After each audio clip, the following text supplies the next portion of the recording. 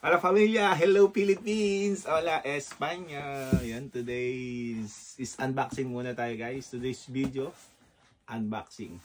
Pag naka-unbox daw, ginaganito muna ng konti. Yan, yun, ginaganyan. Yan, move to zero from Nike. Yan, bagong-bagong dating to. Yan, nakasil pa guys, so bagong-bago. Ano, open na natin. Yun, ganun daw ang nag-o-open. Yan, natin. Yun. Ayan, pintahin natin kung anong laman. Uy! Uy! Yan guys.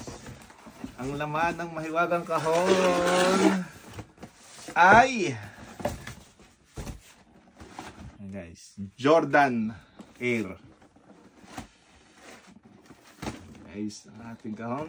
Alam niyo na siguro yung mga ano dyan, yung mga koleksyonista, alam na pag ganito ang kahon eh.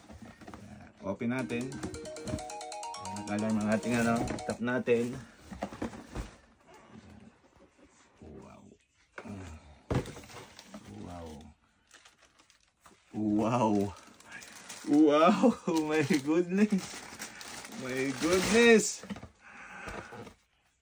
Guys, alam niyo ba to? Ito guys, ang Air Jordan 11 Space Jam. Yan. Yung ginamit sa, ano kaso high cut yung ginamit sa Space Jam na pelikula. Yan guys. Ang pangalan nito ay, ito guys. Basahin ko sa inyo. Air Jordan 11 Retro Low Varsity Black Royal White. Yan. Sa isang salita is Space Jam guys. Pakita ko sa inyo guys. Kaso papel lang ang kanyang ano guys. Ito guys, lagi nyo tatanggalin to. Sa mga